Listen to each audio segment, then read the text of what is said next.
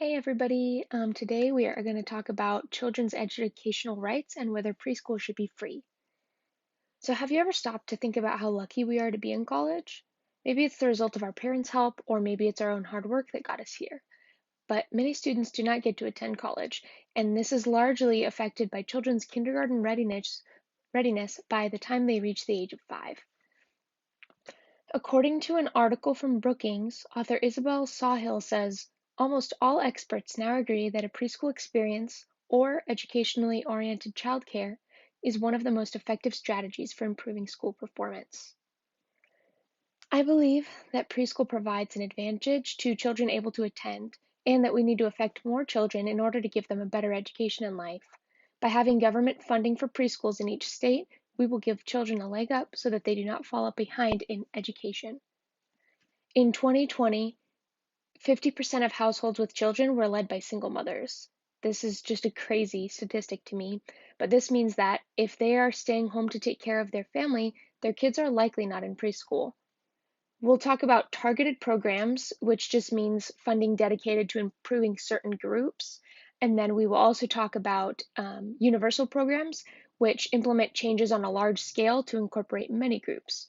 And an example of a group could be um, people near the poverty line, or struggling middle or lower class groups. Even just any sort of dynamic that you could think of would be included. uh, Early childcare is often referred to as preschool, but they encompass different things. Preschool is directed towards children aged 2 to 5 years, which is right when they would end up going to kindergarten, and childcare accepts children as young as 6 weeks. So I'm a college student, and I feel like I can relate to not making much money, even though I work all the time. I just am not having a high paying job. But I do think that if taxes needed to be raised to accommodate preschools and early learning facilities, it would be for the greater good, and I would accept those tax increases. Today, we will discuss the problem faced by disadvantaged children and families and the possible solutions to equalize the education of preschool aged kids.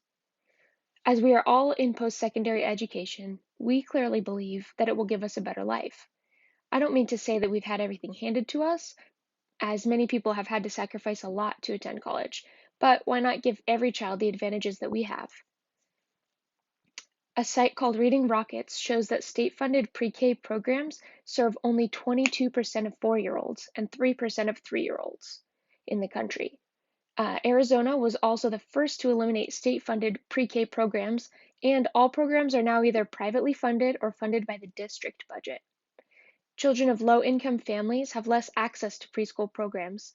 As prices go up, teachers are underpaid, and based on a 2020 assessment, monthly childcare for a 4-year-old costs around $712 per month, which adds up to $8,544 annually, while a yearly salary on minimum wage is $25,272.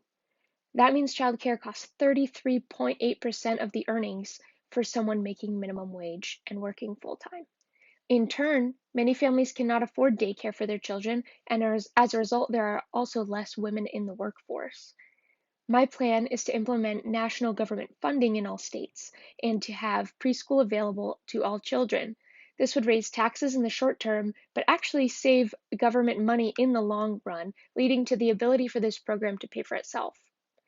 Having full state or federal funding will give children an equal opportunity for education, but we are going for federal funding because state to state gets to make their own decision on how it is spent, and it wouldn't necessarily be fair in every state. In addition, this will bring more women to the workforce, and this allows businesses to operate more smoothly and increases the United States annual GDP by having sufficient employees for these businesses. State funding is an alternate option. It's less desirable because each state is allowed to decide on how they fund or don't fund preschools. Also, each state does not cost the same per child. For example, in North Carolina, it costs roughly $1,650 per child, and in New Jersey, it costs over $10,000 per child. I believe there should be a federal mandate on having funds allotted to early education, taking into account each state's cost of living, etc. This will ensure the same quality of education for each child As for targeted programs versus universal programs, the New York Times references a recent study. The outcome is that universal programs had much larger effects on children's kindergarten readiness than did targeted programs. Some may say that children aged 3 to 4 should be home with their mother or family, but the difference between kids who did and did not go to preschool show lower school performance as early as kindergarten. Superintendent John Jordan reports that some children start kindergarten without even knowing their full name and they only know their nickname. There is also a big concern for the taxpayer. Many people do not want taxes raised, especially if they don't agree with preschool in the first place. But compared with other countries, the US only spends 0.4% of GDP on early childhood care and education, while France and Nordic countries spend 1.2 to 1.8% of annual GDP on the same thing. Additionally, Sawhill reports that the positive results include higher school achievement, less grade retention, less need for special education, and less crime. Early education leads to an estimated government savings of $13,000 to $19,000 per child over their life, based on a study conducted by the University of Wisconsin. Not only does this financially make sense, but children in preschool learn behavioral and emotional skills early on, which helps them to be able to make friends. There will also be a higher presence of women in the workforce if they do not need to be at home. So we've covered the issue of preschool not being reachable, why that is, and what can be done to change it.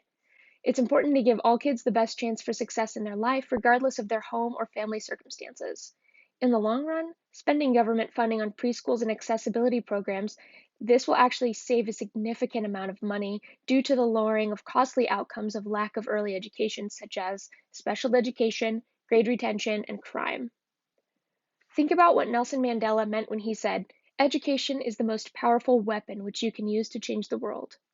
We should be setting up kids for success and make them valuable and productive members of our society. The benefits of having preschool available outweigh the arguments against it, and it can even help save the government spending in the future. We need to start giving kids that benefit so we don't have a generation of kids who struggle with higher learning and are more likely to commit crimes. I appreciate the time you took to listen today, and if you have any questions or want more clarity on anything, please feel free to comment on my video.